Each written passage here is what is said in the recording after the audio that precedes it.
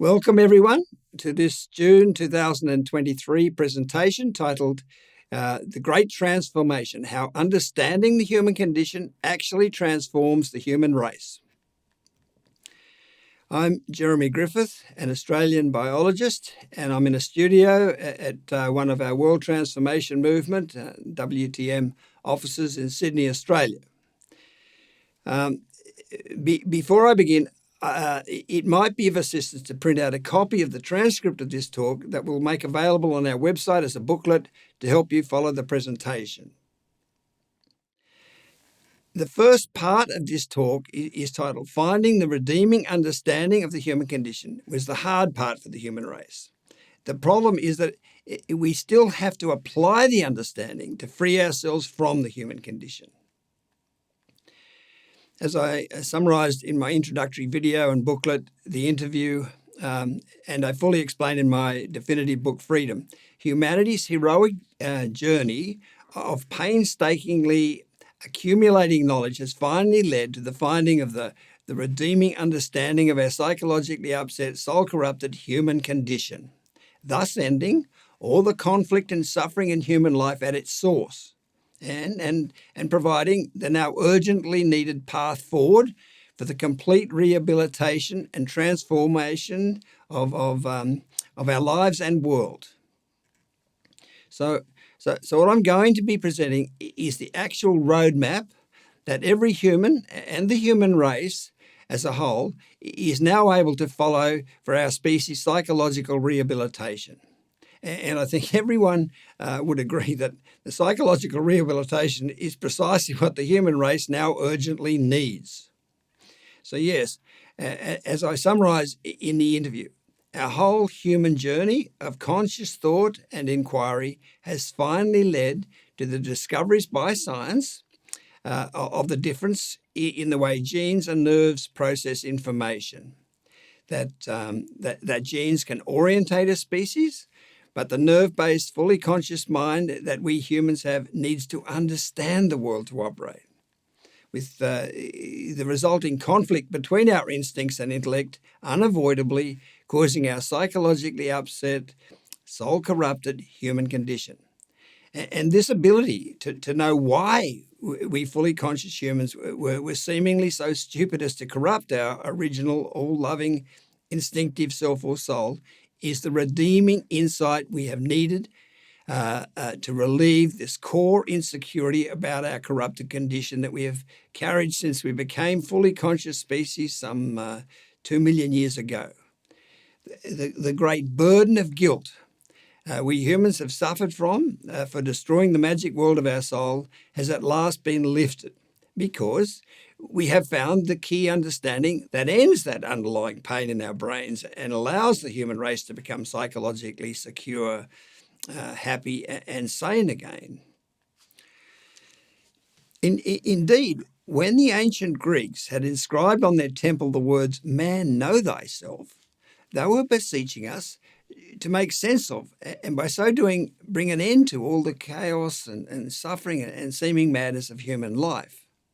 Certainly, humanity's made great progress in understanding the universe around us, but the all-important problem of the human condition remained an unsolved mystery, to the extent that one of history's greatest scientists, Isaac Newton, lamented that I can calculate the motion of heavenly bodies, but not the madness of people. Well, through the efforts of all the humans who have ever lived, which eventually enabled science to discover how genes and nerves work, that whole jigsaw of confusion and mystery about us humans has now been fitted together so that all the hardship and suffering and madness we humans have been enduring for so long does finally make sense. I mean, Christ said, "The truth will set you free," and now at last the ultimate truth of the explanation of our fundamental goodness has set us free. And the human race is finally on its way back to home to peace, togetherness, and happiness. The light of transforming understanding now comes streaming into Plato's dark cave, where he said we have to had to hide from the fear of exposure of our corrupted condition, which has been a horrible existence of blind confusion and devastation. And I'll refer to Plato's Cave again shortly. So, yes, this liberating light of understanding is going to be so incredibly relieving. The human race will feel like it's waking up from a nightmare. So that's the overall effect of finding the holy grail of the redeeming and reconciling and rehabilitating understanding of our species' 2 million years corrupted condition. We finally have the means to achieve the rehabilitated wholeness for humans that, psychoanalyst Carl Jung was forever telling us. What did he say? Depends on the ability to own our own shadow. Because we can now own the shadow of our species' corrupted condition. And so the human race is finally in a position to become whole. Now, the words psychosis literally means soul illness, and psychiatry literally means soul healing, derived as they are from psyche meaning soul, and osis meaning abnormal state or condition, and eritrea meaning healing. But we've never been able to heal our soul, in effect explain to our original instinctive self or soul that we, our fully conscious thinking self, is good and not bad, and by so doing reconcile and heal our split selves until now, which is why Professor Harry Prosen, a former president of the Canadian Psychiatric Association, said about the psychological effect of this understanding that what did he say? I have no doubt this biological instinct versus intellect explanation of the human condition is the holy grail of insight we have sought for the psychological rehabilitation of the human race. Yeah, and the more we digest this relieving understanding of our fundamental goodness, the more healing relief comes to every aspect of our psychologically upset human condition. So yes, we have finally achieved humanity's dreamed of goal of finding the redeeming understanding of our now immensely psychologically upset, soul-corrupted, fallen human condition. To use the lyrics of the song The Impossible Dream from the musical The Man of La Mancha to illustrate this, these words are amazing. Throughout humanity's glorious quest to solve the human condition,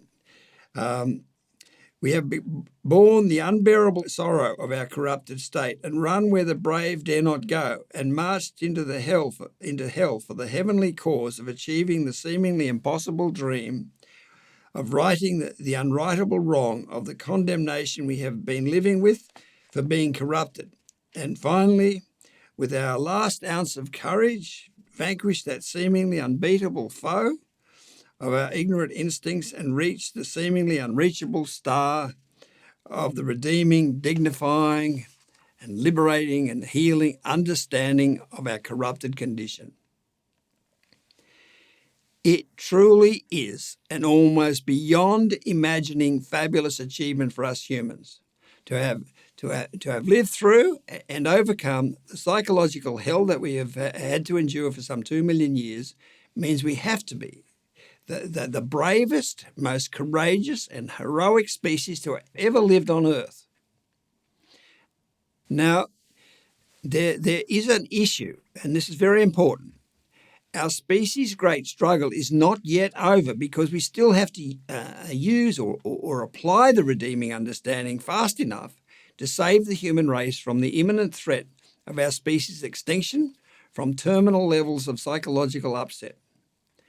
As I will explain, the way we do this, and this applies both individually and collectively, is through the transformed way of living. But before I get into that part of this presentation, the first problem that has to be understood and overcome is the deaf effect, which I'll now explain.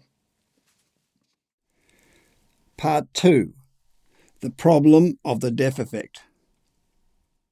As I've described in my video booklet, The Great Guilt, and in other publications, the only way we humans have been able to cope with the unbearably depressing truth of our corrupted condition, while we couldn't explain it, was to deny its existence.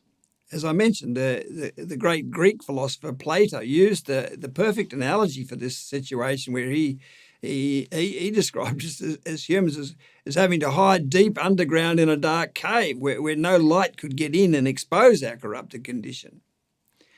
Well, Plato not only described how we have had to hide in this dark cave-like state of denial of our corrupted condition, he even predicted what would happen when one day someone puts together the redeeming understanding of that corrupted condition that liberates the human, all the cave prisoners, in his analogy, from having to hide in their dark cave. So yes, so way back during the golden age of Greece in 360 BC, when writing in his dialogue, The Republic, about the time when someone escapes from the cave into the light of day and sees for the first time the real world, and returns to the cave to help the cave prisoners escape into the sun-filled setting outside the cave, which symbolises the transition to the real world. Plato wrote that when the cave prisoner is forcibly dragged up the steep and rocky ascent, this is his actual words, out of the cave and not let go till he had been dragged out into the sunlight, in other words, showing the truthful, real, redeeming explanation of our corrupted, imperfect human condition, and he actually used the term human condition, the process would be a painful one to which he, the cave prisoner, would much object. And when he emerged into the light, his eyes, this is very interesting, his eyes would be so overwhelmed by the brightness of it that he wouldn't be able to see a single one of the things he was now told were real. Significantly, Plato then added, certainly not at first, because he would need to grow accustomed to the light before he could see things in the world outside the cave. So that's amazing. Plato has said, what he said here is that when we humans are presented with the redeeming explanation of our corrupted condition, we would be so attached to living in denial of it that we wouldn't be able to see a single one of the things we were now told were real. And it makes absolute sense that we humans have been living in such deep fear of the issue of our corrupted condition that our first response is to not allow our minds to take in or hear what's being talked about. We suffer from a mental block, what we in the WTM have come to describe as the deaf effect. And I should emphasise that what an amazing insight Plato had. No wonder, A.N. Whitehead, one of the greatest philosophers of the 20th century, described the history of philosophy as merely being a series of footnotes to Plato. That's an amazing statement. Plato truly was a very great, denial-free, honest, effective thinker, or what humanity has termed a prophet. So yes, the problem of the deaf effect is very, very real. So it's certainly likely that at first you, the listener, won't be able to, as Plato said, take in or hear a single one of the things you are now told are real. Now, I know that saying that will seem like an impossibility. You'll think, look, if this explanation is rational, I'll be able to understand it. But the problem of the deaf effect is actually true. I mean, you can read many real-life accounts of the deaf effect in The Great Guilt and in other publications. So everyone needs to be warned that they will very likely experience this extraordinary problem of the deaf effect when listening to the description and explanation of the human condition. So now, the great difficulty that this problem of the deaf effect creates is how can it be overcome? So how do we solve this problem of the deaf effect? Having lived in great fear of the issue of our corrupted condition, how can people overcome that fear enough to be able to look at and take in and absorb the explanation of our corrupted condition?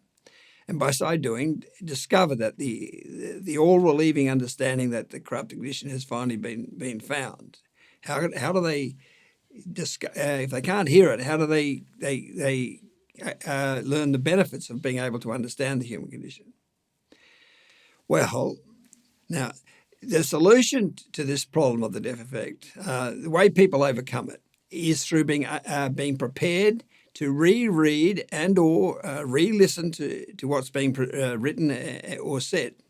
This process of rereading and re-listening to what is in fact a straightforward and clear presentation of growing accustomed to the light, as Plato described it, erodes our historic denial and counters the deaf effect, allowing the compassionate and immensely relieving insight to become accessible. These are such good illustrations I gave in my 2022 presentation, The Shock of Change. I'm going to include them again here.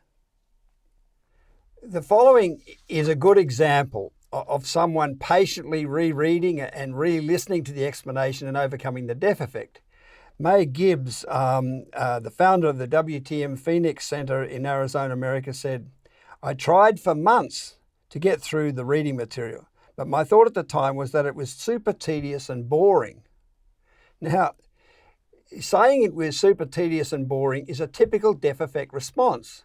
The subject of the human condition has historically been so unbearably confronting and depressing that most people's minds just don't want to engage with it, and so defensively and dismissively in effect say, "I'm not interested in what you're talking about. It's just super tedious and boring. Rubbish, meaningless rubbish as far as I'm concerned." Now, significantly, when May Gibbs persevered listening to and reading the information and eventually got through the deaf effect, she said, "I find it laughable now how deaf I was, because here I am today obsessing over the freedom essays, videos and Facebook group posts. It has brought such peace to my life, and I have a burning desire to get it to whoever will listen." Okay, and this is another comment about how perseverance overcomes the deaf effect. It's from Melinda Greenacre on the WTM's Facebook group. She writes, "Hello, I'm a first-time poster. Something weird is happening that I thought I'd share. I first came across this book, Freedom, in 2017 when I downloaded the free version, but I couldn't get past the first few pages. Then during the lockdown in 2020, I bought the paperback version for myself and my dad, but still couldn't get through the first couple of pages. It just didn't make any sense. I felt that the sentences were too long and rambling. Reading it made me tired. My mind would wander away every time, so I put it down again. But recently, in 2023, after seeing lots of WTM content pop up on social media, I started playing the main pinned interviews on the Facebook group in the morning as I was getting ready for work. A few tiny bits of information clicked into place. Nothing mind-blowing, but definitely a few aha moments. Today, I've been sitting at the bay waiting for my husband to finish a charity bike ride. I bought a coffee and thought it would be a good location to try reading the book again. In just over an hour, I've gone through 50 pages. I don't even remember why I found it so difficult. All of a sudden, it's making sense. I'm enjoying it. It's like I'm reading a different book." So, the overall solution to the problem of the deaf effect, which has been such a big problem, it has been stopping this all relieving and all solving explanation of the human condition getting out to the world, is to patiently wait for a critical mass of people to appear who have managed to grow accustomed to the light enough to overcome the deaf effect, either through their own perseverance or having a rare lack of resistance to the subject of the human condition. And for the relief and excitement of these people, to then inspire the rest of humanity to persevere reading and listening to the explanation of the human condition enough so they can also overcome the deaf effect and discover the immensely relieving and human race-saving understanding of our corrupted human condition. Part 3. The problem of the threat of our species' extinction from terminal levels of psychosis. Okay. Once the deaf effect can begin to be overcome, the problem then is, and like the deaf effect, this is also a very serious problem, can the human race benefit from the relieving understanding quickly enough to avoid the fast approaching threat of the extinction of our species from terminal levels of psychosis. So now the situation is that while the human race has finally managed to achieve the seeming impossible dream of reaching the seemingly unreachable star, of finding the redeeming understanding of our corrupted condition, it's now psychologically so exhausted, there's a very real possibility it won't be able to benefit from the 2 million year heroically fought for breakthrough understanding before it's outrun by and dies from terminal psychosis. As I explained in the interview, the history behind this unthinkable, horrific situation where the human race is now so psychologically exhausted that it faces the threat of extinction from terminal levels of psychosis, which this graph summarizes, is that we humans have been becoming increasingly psychologically upset since we first became fully conscious species and challenged our instincts for the management of our lives some 2 million years ago. With extreme upset developing in the last 10,000 years or so when with the development of agriculture made it possible for large numbers of people to live close together in settlements, which greatly increased the occurrence and spread of upset. I mean, as the historian Manning Clark said, the bush, that is the wilderness, is our source of innocence. The town is where the devil prowls around. Now, this rapid increase of upset is what has led to the terminal levels of psychosis in emerging generations in the world today. This situation of the psychological exhaustion of younger generations is in fact very dire. They are so psychologically crippled and unable to cope with anything that they've been referred to as the snowflake generations. They've even described themselves as the burnout generation. In aspect 1 of my 2023 booklet, Our Meaning, I present an endless series of articles reporting on how the psychologically exhaustion everywhere now in the human race, but especially in younger generations. I mean, where it's so great that society is breaking down everywhere we look, and we're entering endgame. That is for our species, a state of terminal psychosis.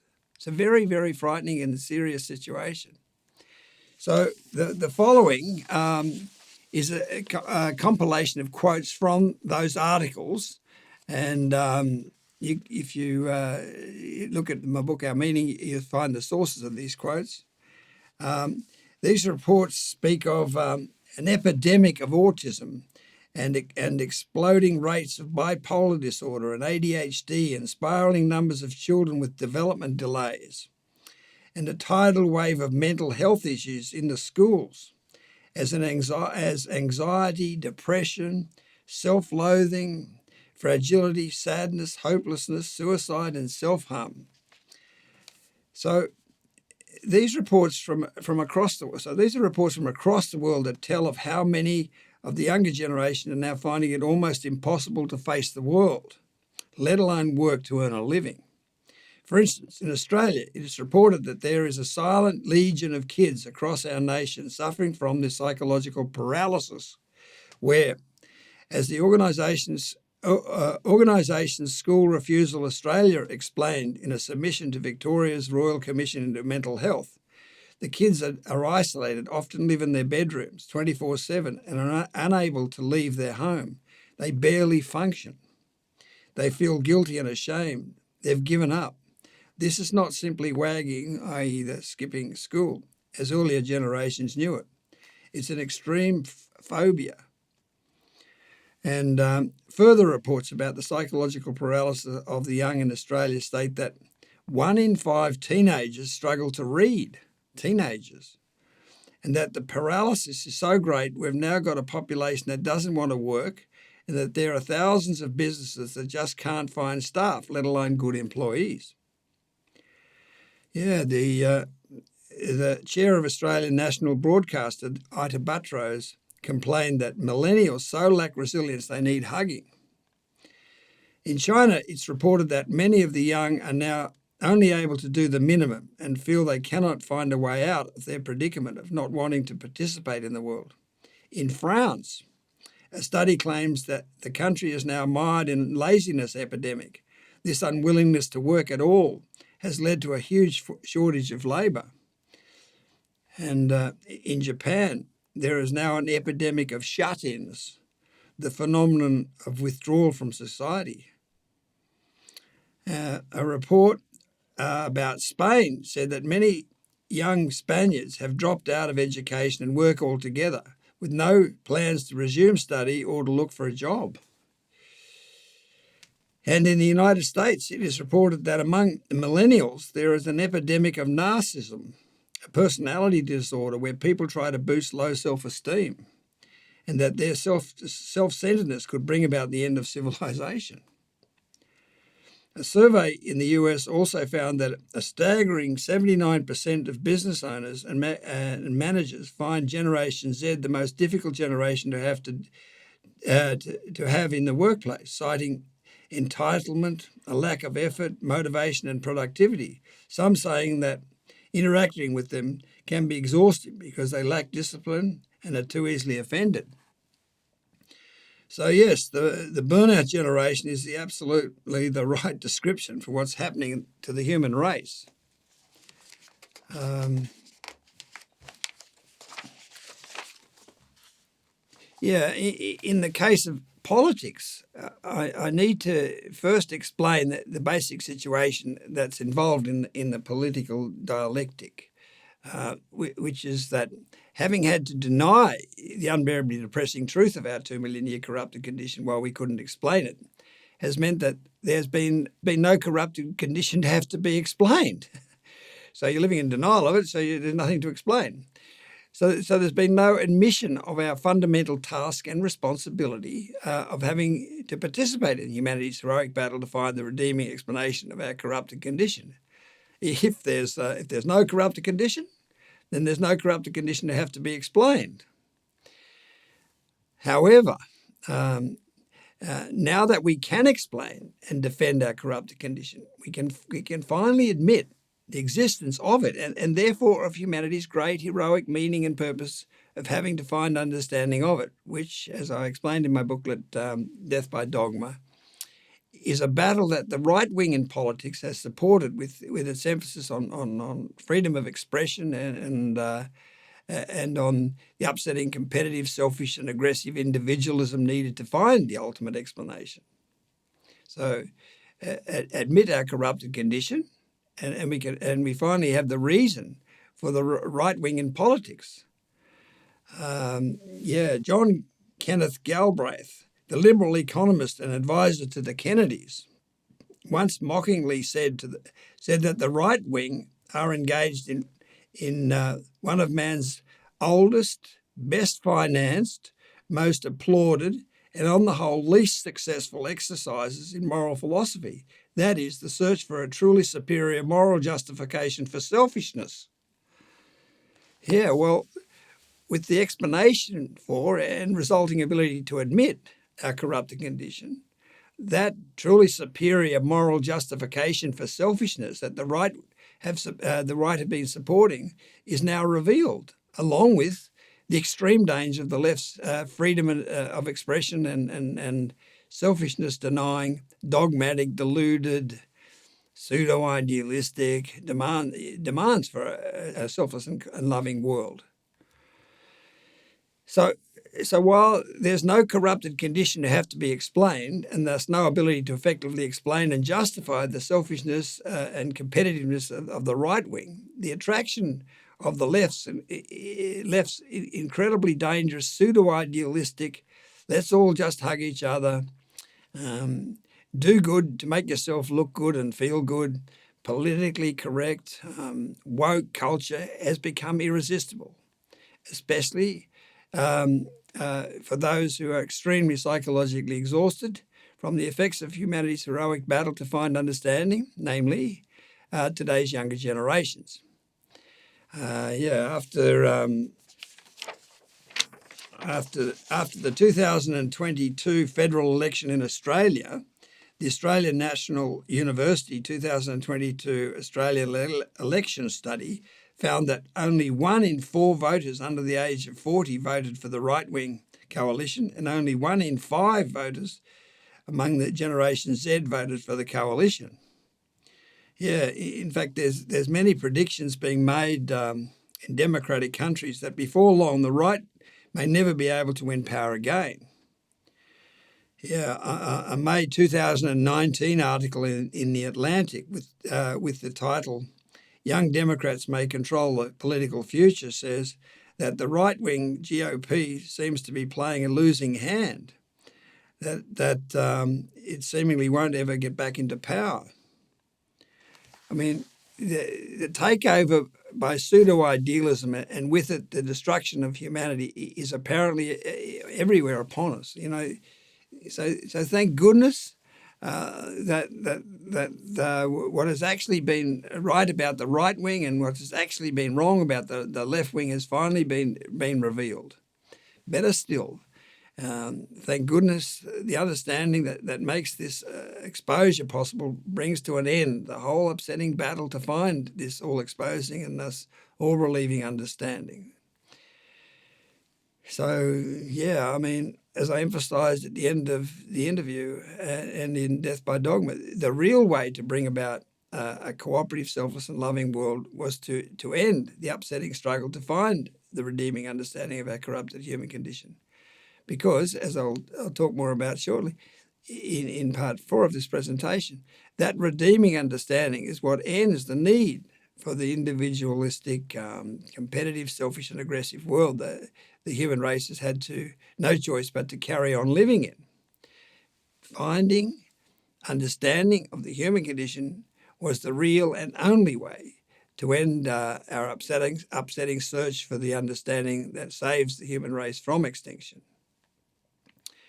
Now, I should mention that while my booklet, Death by Dogma, focuses on the extreme danger of the pseudo-idealism of the left, in my booklet, Our Meaning, I focus on how being able to admit our corrupted condition finally allows us to admit our species' great meaning and purpose of having to find the redeeming explanation of that corrupted condition, and how being able to now know our meaning brings immense relief to so many aspects of our lives. To continue on with quotes from those articles about the extent of our psychologically exhausted condition, in the case of education, there are reports that half of undergraduate students now think it's acceptable to silence speech they feel is upsetting. But how can you learn and seek truth and meaning, which has been the whole purpose of education, if you aren't prepared, expected to, or even challenged to think anymore? As one report said, the safe space trigger warning culture, with its intolerance of dissent in Western universities and the puritanical hectoring of social media, gives grounds for concern that the flowering of freedom of thought in the past several centuries may be under threat. It may mean that the entire world is heading to a great endarkment. So yes, humans are giving up thinking, which is the basic responsibility of being a conscious being. So truly, the breakdown of human civilization is happening everywhere. And to look at what's happening in our communities.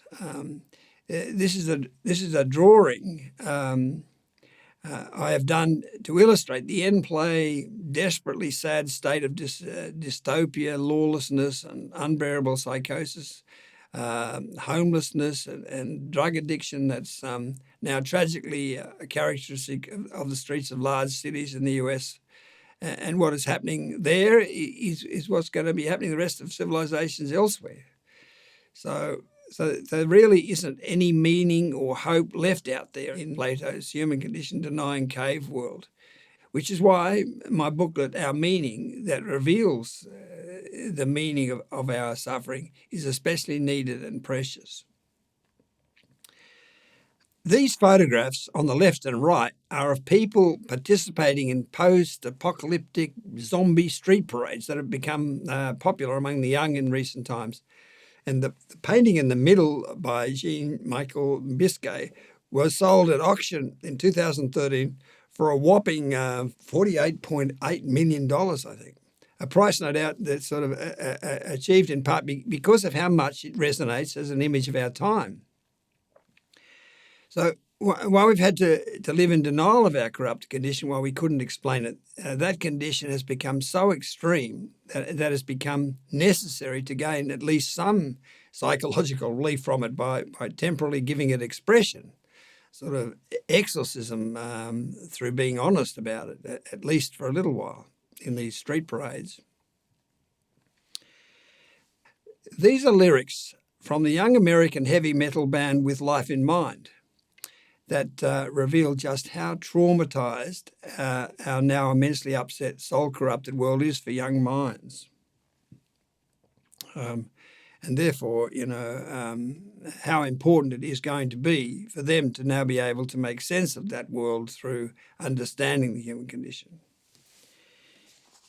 It scares me to death to think what I have become. I feel so lost in this world. Our innocence is lost. I scream to the sky, but my words get lost along the way. I can't express all the hate that's led me here and all the filth that swallows us whole. I don't want to be part of all this insanity, famine, death, pestilence, and war, a world shrouded in darkness. Fear is driven into our mind everywhere we look. Trying so hard for life with such little purpose, lost in oblivion. Everything you've been told has been a lie, a human condition lie, avoiding lie. We've all been asleep since the beginning of time. Why are we so scared to use our minds? Keep pretending. Soon enough things will crumble to the ground. If they could only see the truth, they would coil in disgust. How do we save ourselves from this misery? So desperate for the answers. We're straining on the last bit of hope we have left. No one hears our cries. No one sees us screaming. This is the end.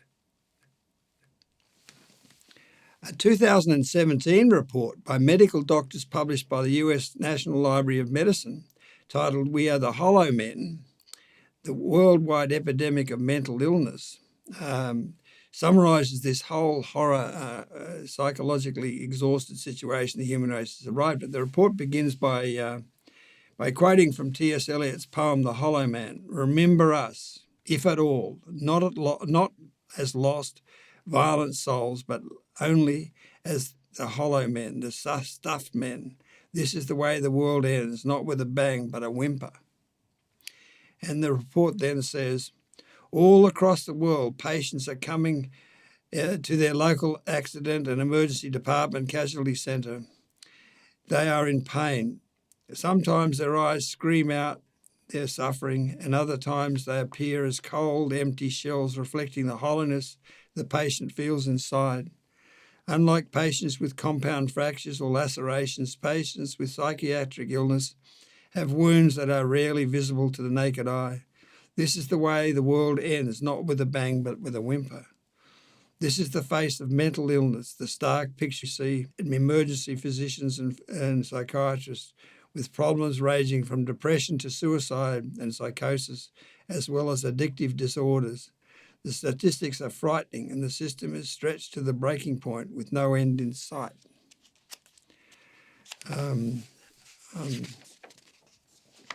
So yes, it certainly does appear that there's no end in sight to the descent into the terminal psychosis out there, that this is the end, as the heavy metal band ended his quote. This is the end. So while we have had to live in denial of our psychologically upset, soul-corrupted, fallen human condition while we couldn't explain it, now that we can explain it and understand it, we can and now must face the truth that psychological upset has reached excruciating, paralyzing, terminal levels. And what the truth of this psychologically tortured, truly horrific predicament means is that even if there were innumerable counsellors highly trained and skilled in using the redeeming and healing understanding of the human condition that we now have, and even if every person was in therapy all day long, it would still take a number of generations for all the psychological upset in humans to be healed and psychological upset in humans be eliminated from Earth. And for every child to be able to grow up in a completely unconditionally loving environment and so not suffer from any psychological upset during their upbringing. To illustrate the point, it's obviously going to take a number of generations for the healing effects of the understanding we now have of the human condition, for men to not be, to some degree, egocentric, and for women to no longer need the reinforcement of being sexually attractive. I mean, indeed, it'll take a number of generations for sex as humans have been practicing it under the duress of the human condition for it to no longer occur. I think it's in chapter 811b of Freedom, I explain the relationship that has existed between men and women under the duress of the human condition, and also how, while under that duress, sex has been used as a way of violating or destroying or ruining or fucking innocence for its implied criticism of our lack of innocence. So, the reality is that it will take a number of generations to psychologically rehabilitate the human race. Which brings us back to the problem of how is the human race supposed to cope with its extreme psychological upset in the meantime? How can the catastrophe of the imminent death of our species from terminal psychosis be avoided? Part 4. The transformed way of living. The answer to this problem of how we are to avoid extinction from terminal psychosis is the transformed way of living, which I'll now explain. While our species' psychological rehabilitation will take a number of generations, what is so spectacularly wonderful is that having the redeeming understanding of our fundamental goodness immediately obsoletes our old artificial ways of defending ourselves against the implication that our corrupted condition meant that we are bad and unworthy. I mean, remember in the interview that I explained using the Adam Stork analogy, how when we were unjustly criticised by our instincts for defying them and managing our life from a basis of understanding, that the only ways we could defend ourselves against our instincts criticism was to prove that we weren't bad by competitively winning as much power, fame, fortune and glory as we could, and by angrily attacking the implication that we were bad, and by blocking out from our minds that implied condemnation. Well, now that we have found the real defence for our corrupted condition of the actual understanding of why we are good and not bad, those old artificial, egocentric, angry and alienated ways of defending ourselves are necessarily obsoleted. Those old defences have done their job and are no longer needed. Indeed, now that we have the real defence for our corrupted condition of the instinct versus intellect biological explanation for why we did that, why we corrupted our instinctive self, and therefore why we are actually good and not bad, it would be completely irresponsible, given the plight of the world, to continue using the now obsoleted and thus now unnecessarily destructive old, artificial, angry, egocentric and alienated ways of defending ourselves. With the real defence for our corrupted condition found, everyone can and now must, if we are to save the human race, abandon our old artificial ways of maintaining our sense of self-worth and instead direct all our abilities and energies to supporting the redeeming understanding of the human condition that we now have, and to adopting the cooperative and selfless and loving new way of living that it has made possible. Indeed, that it has revealed we have no reason not to take up. We let go of our old, now obsoleted, selfish preoccupation with winning power, fame, fortune and glory as the way to sustain our sense of self-worth, and instead focus our mind on living for and through the fabulous, cooperative, selfless and loving new potential that has opened up for the human race now that understanding of our corrupted human condition has been found and our instinct and intellect are reconciled.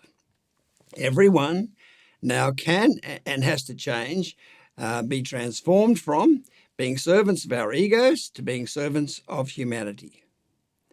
I mean, we had to defensively defy our instincts to find understanding, ultimately to find self-understanding, understanding of why we corrupted our instinctive soul. So our egocentric defensive system was necessary, but now it no longer is. Now, gloriously, what happens when we give up our old egocentric and angry and alienated ways of living and take up the new transformed way of living, where we live in support of the understanding of the human condition, is we discover a freedom we have only ever dared to dream of, where we are no longer preoccupied justifying ourselves and proving our worth every minute of the day, as we actually have been every minute of the day. And as a result, are finally able to access all the true beauty of our lives, of those around us, and of every living thing. I mean, the shackles of the responsibility we have had of having to continue supporting and participating in humanity is immensely necessary and immensely heroic, but at the same time, immensely upsetting, soul-corrupting search for the redeeming understanding of why we defied our instincts fall away, and a whole new world that is effectively free of the agony of the human condition opens up for us. Even though we are not yet free of the psychologically upset state of our personal corrupted condition, we are effectively free of it. Our lives are effectively transformed because it's no longer the focus of our minds. That's the seemingly magic, immediate benefit of having the redeeming biological understanding of the human condition. Everyone, we all, baby boomers, X generation, Y, millennials, Z generations, and alpha generations, are suddenly free to live our lives in support of a non-competitive, non-selfish, non-aggressive, and non-human condition corrupted, denying, peaceful, truthful, human race-saving, cooperative, selfless, and loving way of living that is effectively free of the agony of the human condition. So this is how we are quickly able to bring the human race back from the brink of extinction from terminal levels of psychosis.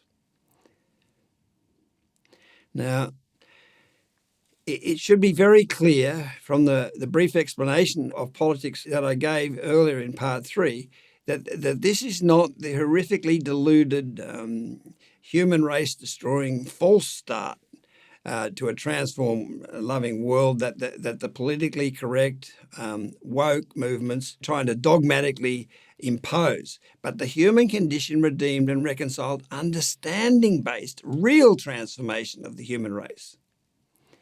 However, this distinction is so important, it needs to be emphasized, which is what I've just done. In my book, Death by Dogma, especially in paragraphs 85 to 86, I describe just how dishonest and extremely dangerous is this fake it to make it false start to a transformed world that the PC woke movement is dogmatically trying to impose. I should also emphasize that while this great transformation of the human race, that understanding of the human condition makes possible, is similar to a religious transformation in that it involves completely letting go of or transcending or being born again from our real upset self and instead deferring to another way of living, that's where the similarity ends. As I explain in chapter 9.5 of Freedom, while religions were an incredibly effective means of containing the upset in humans while the search for understanding of that upset continued, the transformed way of living is in complete contrast, concerned with what happens after that liberating understanding is found and there's no longer any need for the old must prove our worth, competitive, selfish and aggressive way of living. So while religions were human condition relieving, they were not human condition resolving, like the understanding that we now have is that we're able to live in support of is. In fact, the transformed way of living or transformed life or state, as we in the WTM also refer to it, represents the realization of religion's hope and faith that the liberating understanding of the human condition would one day be found. I mean, it's the time Moses looked forward to when he anticipated that we will be like God knowing, with God being humanity's personification of integrative meaning, which I explain in Chapter 4 of Freedom and in Freedom Essay 23. And it's the time Christ that instructed us to pray for in his Lord's Prayer when he said, your, namely God's integrative, peaceful kingdom come, your will, that we be integrative in other words, be done on earth as it is in heaven. And it's the time predicted in Revelations in the Bible when it says that another book will be opened, which is the book of life, which is the human condition explaining and humanity liberating book. And a new heaven and a new earth will appear, for the first heaven and the first earth will have passed away. In other words, and the dignifying full truth about our corrupt condition, as he says, will wipe every tear from our eyes. There will be no more death or mourning or crying or pain, i.e. No more insecurity, suffering or sickness. And he goes on, for the old order of things has passed away, as they surely have. And it's the time the great Hebrew prophet Isaiah hoped for when he said, humans will beat their swords into plowshares. Nations will not train for war anymore. And it's also the time when Buddha said that in the future they will everyone be Buddhas. In other words, be free of psychosis. And will reach perfect enlightenment. In other words, reach understanding of the human condition. So yes, unlike religion, the transformed way of living represents the end of dogma and faith and belief and the beginning of knowing. Essentially, religions were based on deferring to and living through support of the embodiment of the ideals in the form of the soundness and truth of the denial-free thinking and behaving prophet around whom the religion was founded, whereas a transformed way of living is based on deferring to and living through support of the first principle-based biological understanding of the ideals and of our species' unavoidable historic lack of compliance with those ideals. Another immense difference between the transformed state and religion is that in the transformed state there's no deity involved or deference to a personality. In fact, there's no worship of any kind. And best of all, unlike religion, there's no involvement or emphasis on guilt, because guilt and the whole notion of good and evil have been eliminated forever, and through the reconciling understanding of the human condition we now have. As I explain in detail in Chapter 9 of Freedom, the logic behind making this human race-saving decision to transform our lives by living in support of our anger, egocentricity and alienation obsoleted, understanding-based, cooperative, selfless and loving existence is irrefutable. Now that the great goal of the whole human journey of conscious thought and inquiry is achieved and we have found the redeeming understanding of our corrupted condition, all our old retaliatory, defensive and insecure behaviours of egocentricity, anger and alienation that we have had to employ to psychologically prop ourselves up while we couldn't defend ourselves with understanding are no longer needed. In fact, as I pointed out earlier, with this redeeming understanding of the human condition found, it would be an act of total irresponsibility, indeed madness, to continue down that old, insecure, defensive, and now destructive road. The truth is there is nothing in the way now of every human taking up the magnificent, unburdened, human condition-free, transformed life. And as a result, the human race will bounce back from the edge of the dark abyss of the threat of extinction to emerge in the sun-drenched uplands of a whole new, immensely exciting and immensely relieving potential.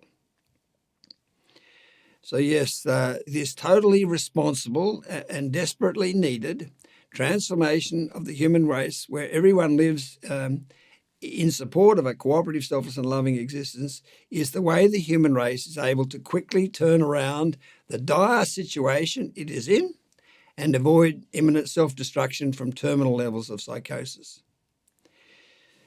We're rational creatures, and so when all the logic says that there's only one response we can make, namely the transformed way of living, then that's the only response, the only course of action the human race can, will, and must take. I mean, the reason we develop science, and the word science is derived from the Latin scientia, meaning knowledge, is because we are self-adjusting, knowledge-seeking, thinking beings who depend on understanding to manage our lives. And most importantly, and relievingly, what this knowledge-based self-adjusting capability means is that the great transformation of the human race is not a way of living that has to be dogmatically imposed.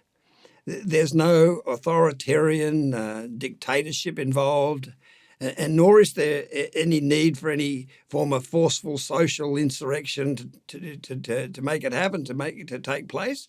All that's required is to spread this logic, fully understandable, science-based, biologically fully accountable, and true, incontestable, absolutely justified and needed breakthrough understanding of the human condition, and it will do all the changing on its own. It is a completely peaceful revolution. We live in support of this understanding, and it will look after us and the world. That's the mantra of the new world for the human race. So yes, it is the logic that now says that everyone can and therefore must leave the obsoleted, wretched with horrible suffering and dreadful conflict, agonizingly, psychologically upset, angry, egocentric and alienated state to one where we are all living in peace, togetherness and happiness.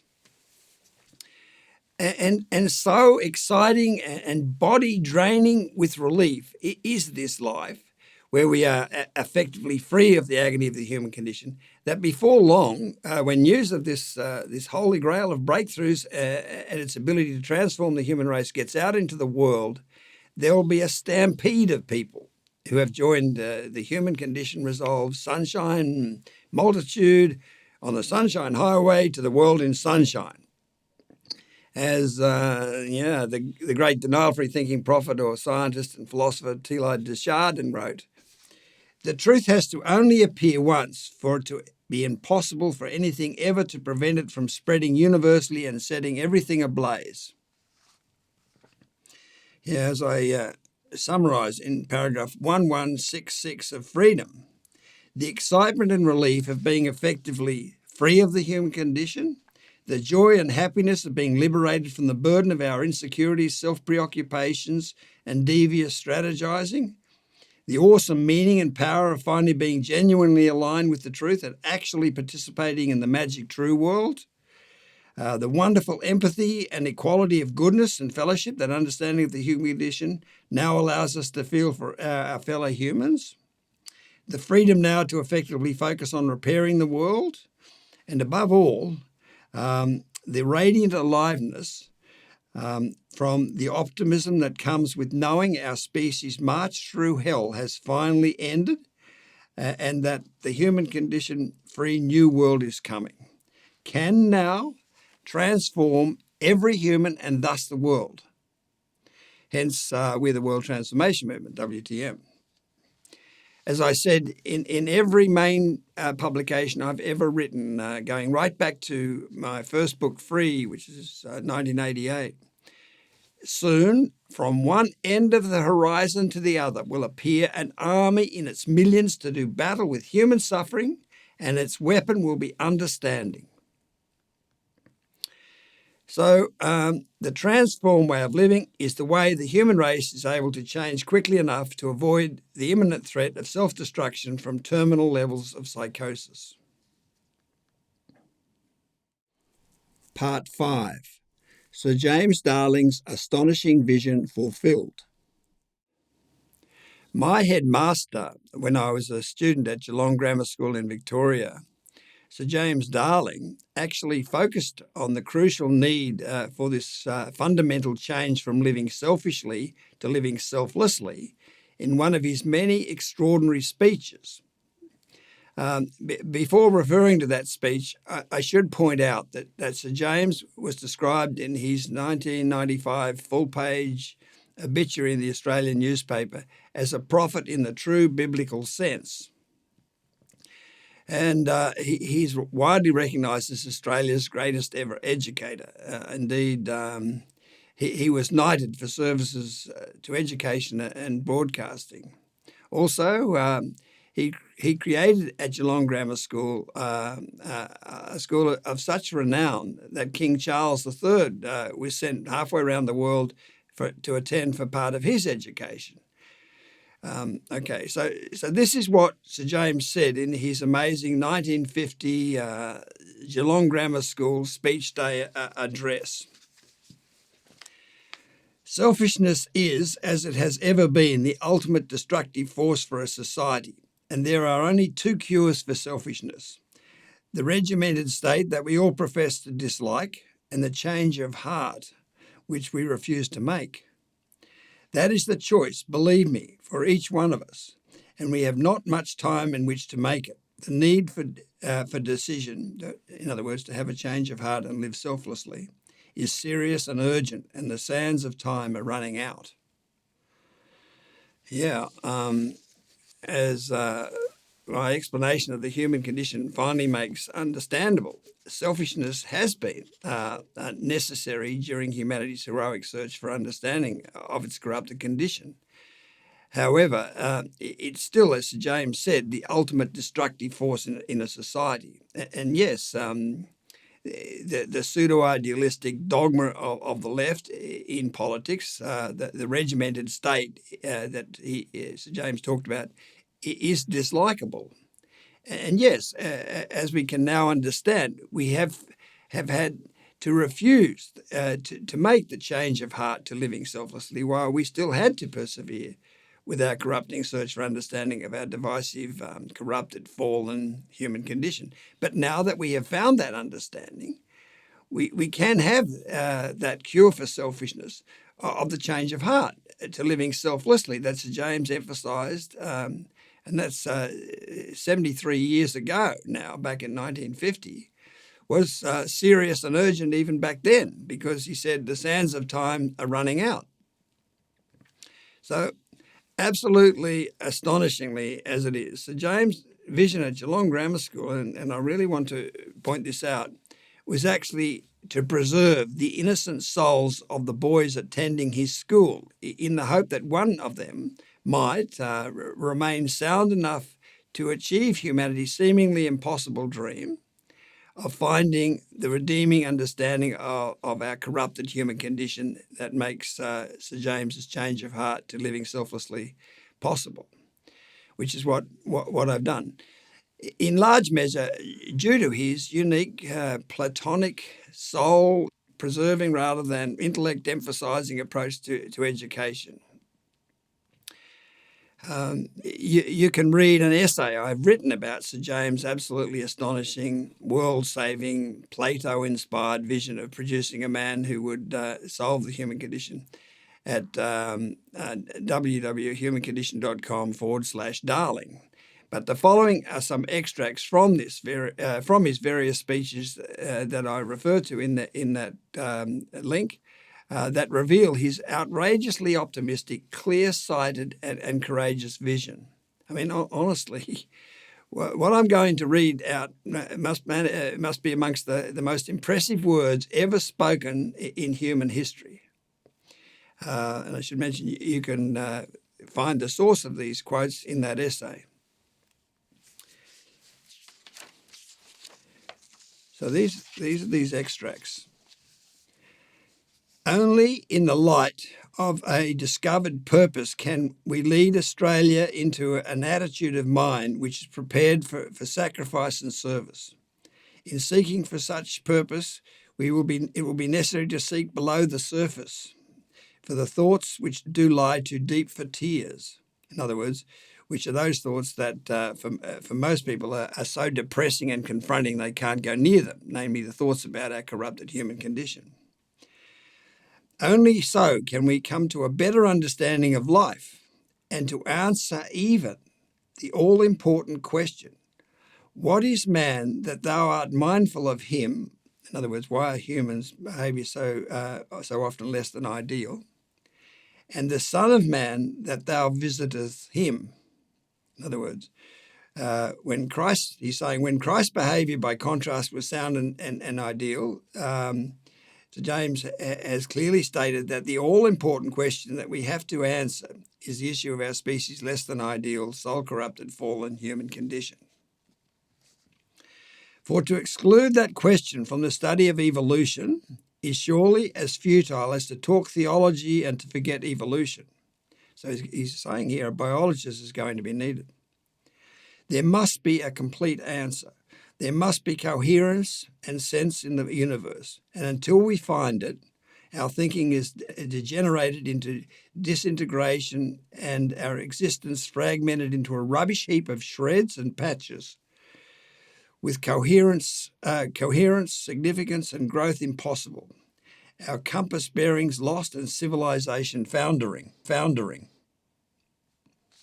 Canon Raven says the future lies not with the predatory, in other words, the selfish, and the immune, in other words, the alienated, but with the sensitive, that is, the innocent, sound, who live dangerously, in other words, defy the fragile, insecure world of denial.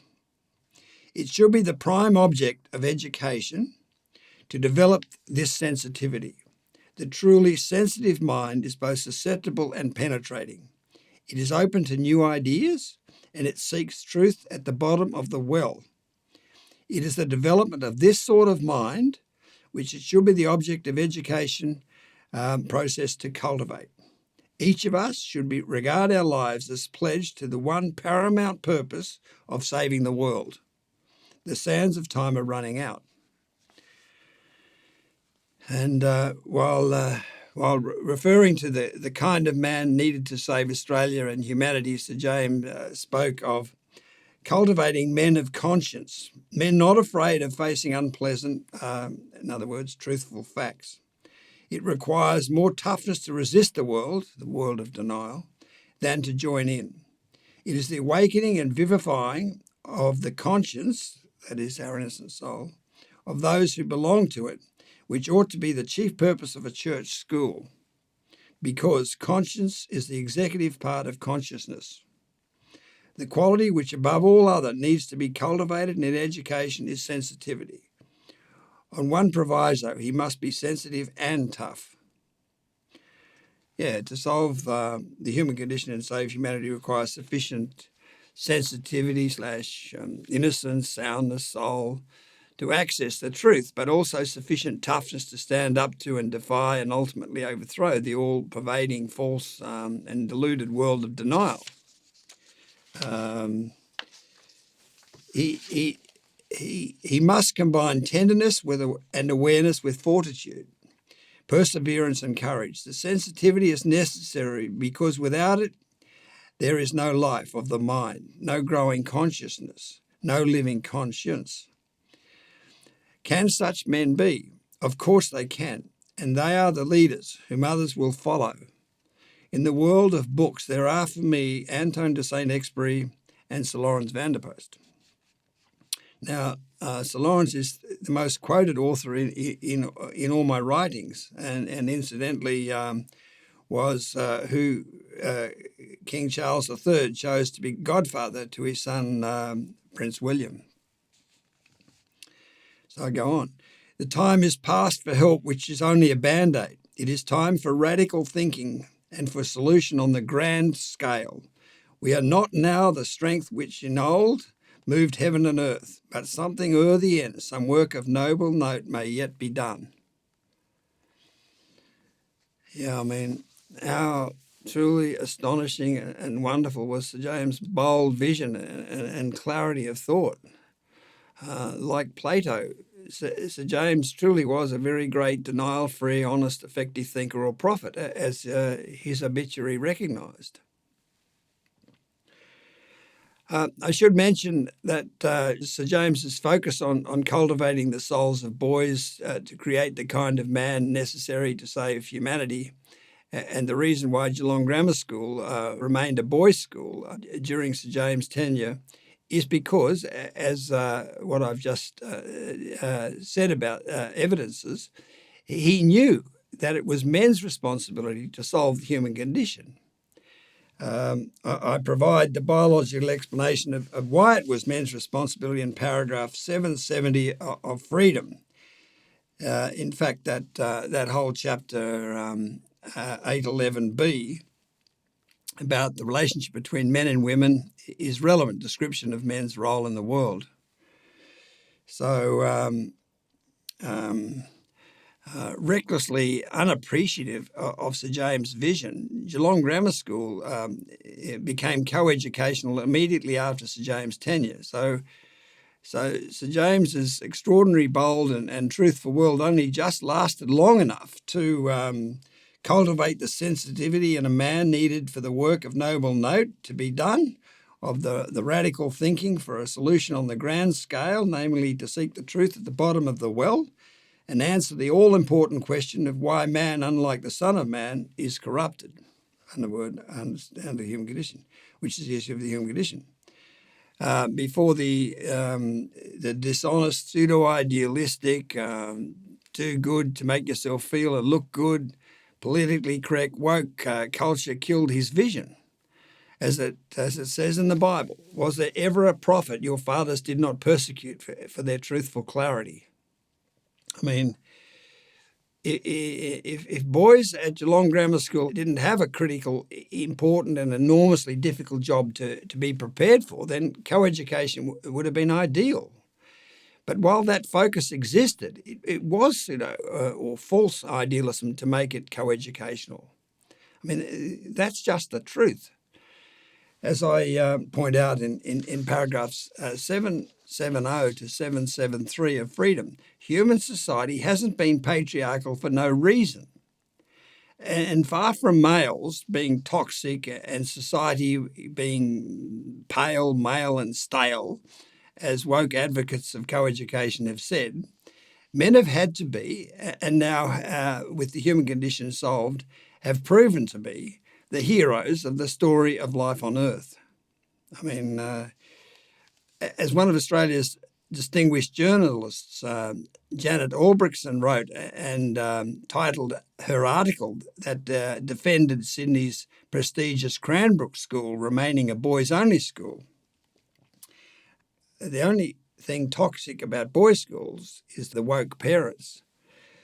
Significantly, my brother Simon, who has been my lifelong supporter and basically actually started the WTM, and my fellow patron of the WTM and great friend Tim McCartney-Snape, is a world-leading mountaineer who is a twice-honoured Order of Australia recipient, both attended Geelong Grammar School, as did my and Simon's father and Tim's father.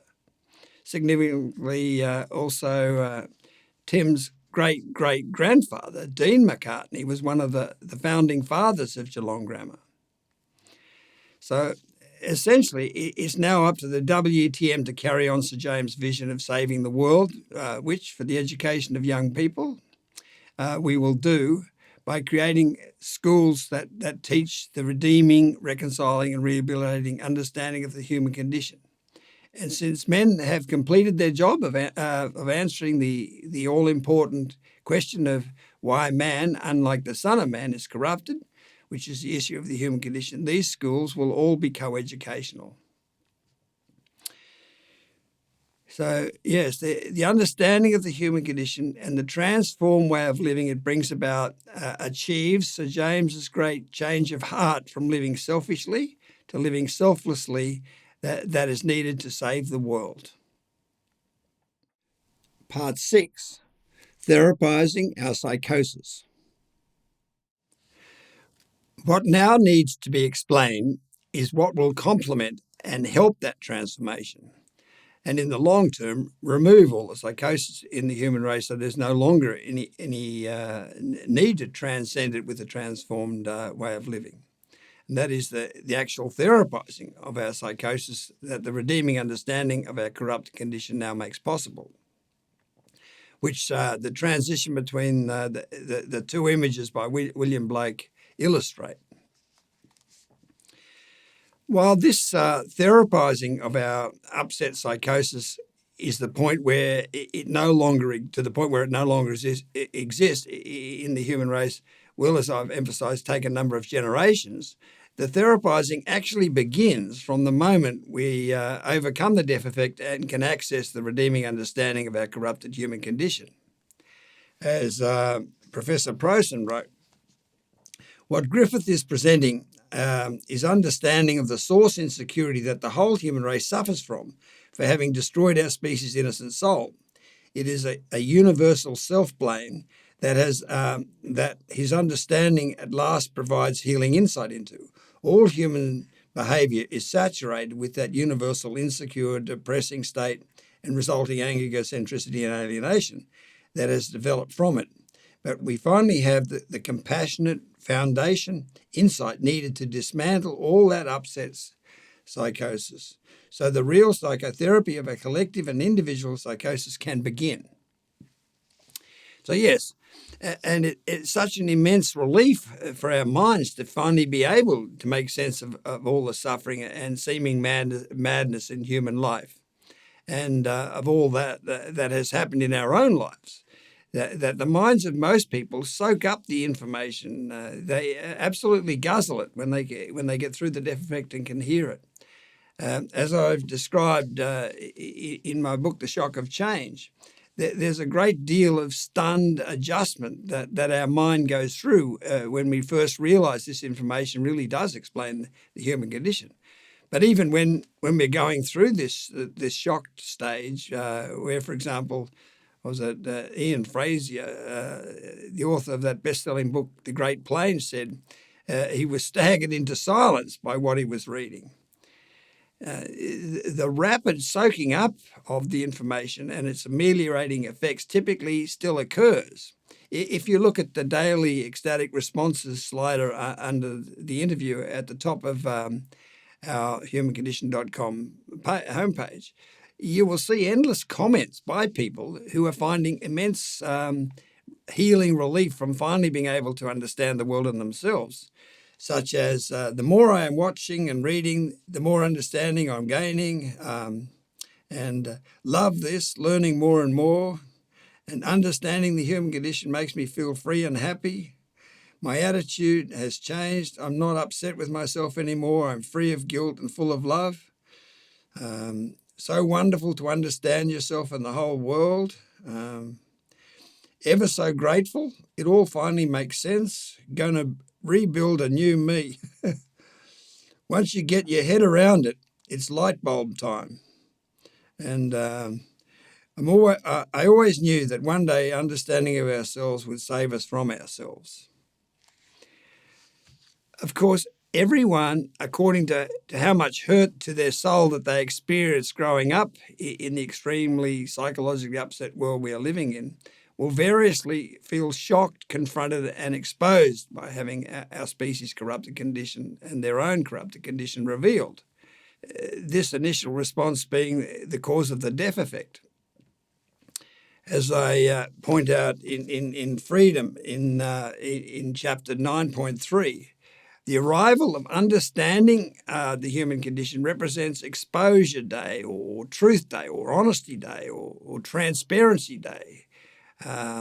or Revelation Day. In fact, it's a long-feared so-called Judgment Day, referred to in religious texts, although this Judgment Day is actually a day of compassionate understanding, not a day of condemnation.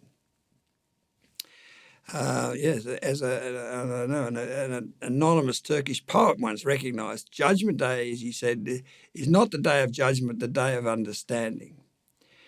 So while everyone will initially variously feel shocked, confronted and exposed by the revelation of the world's and of their own corrupted state, since the revelation is one of compassion, this pain from the shock and exposure and the initial resistance and even anger it can cause towards the information will pass, and relief will be the final effect. So yes, as the saying goes, the truth hurts, but since it's the compassionate full truth that's being revealed, in time the hurt is replaced by immense relief and happiness. In chapter 9.7 of Freedom, I present a detailed description of how everyone, including the more upset, can progress from feeling unbearably exposed by the explanation of the human condition to feeling immense relief from it. This natural healing of our upset, that listening to and reading about this redeeming understanding of our corrupted condition produces, can obviously also be supplemented and sped up by actively therapizing our psychosis through the help and guidance of counselling. Now that humanity's corrupted condition has finally been explained and defended, and the human race is no longer has to live in denial of our corrupted state to cope with it, and the human race can now come out of the closet, as it were, about its now immensely corrupted condition. Therapizing it and healing our 2 million year upset, soul-corrupted psychosis will be big business. It will be what many, many people will want to do. And to help with this demand, more and more counsellors will appear who are trained and skilled at using this redeeming understanding of the human condition to therapize psychosis. In my book, Therapy for the Human Condition, it's designed to initiate the development of this great new frontier that has opened up for the psychological rehabilitation of the human race. Part 7. To save the world, the priority has to be the transformed way of living, not therapy.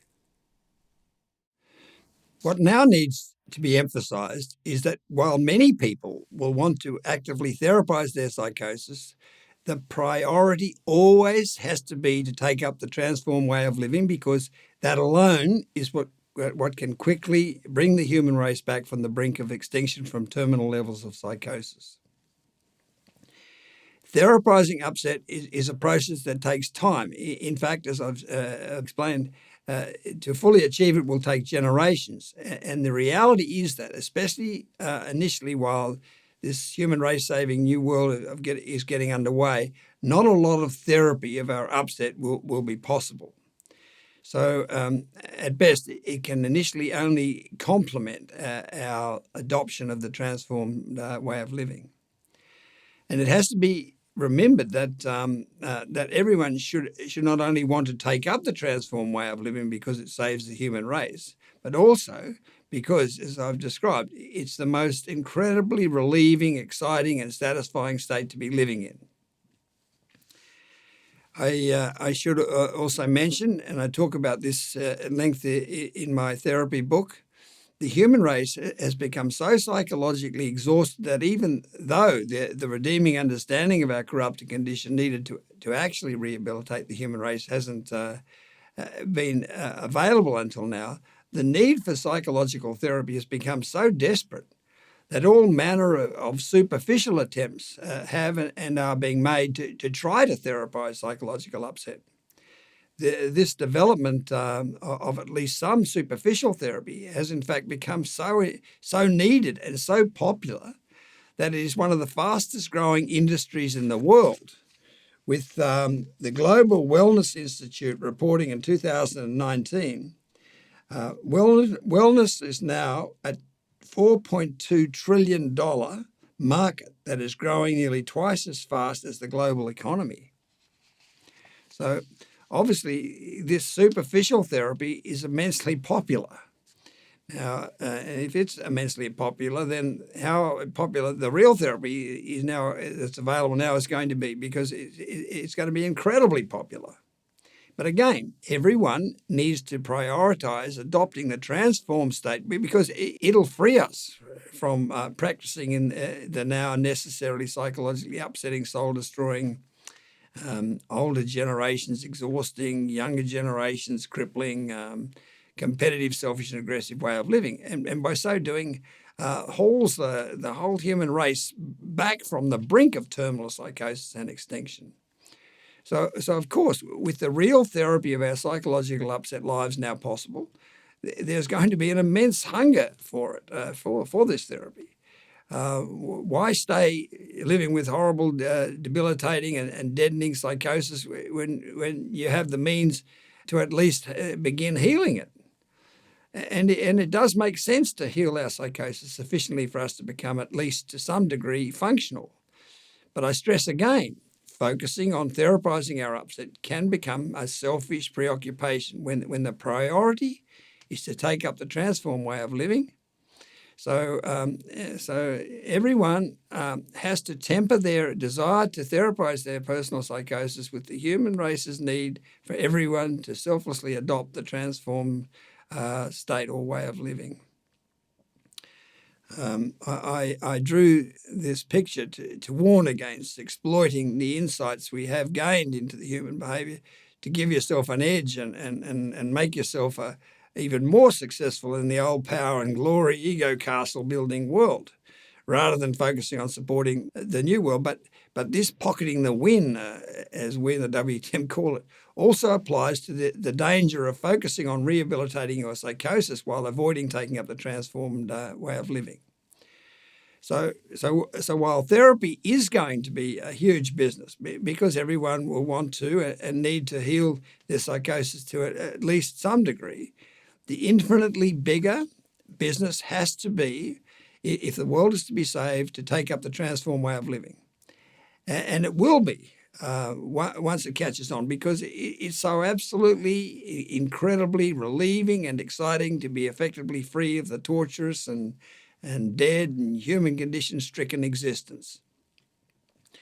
So no more focus on supercars or better umbrellas or ways to win football games, just on how to get free of the hell on earth of the human condition, because now at last we can.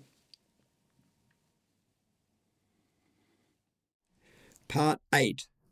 The two parts to the transformation of the human race.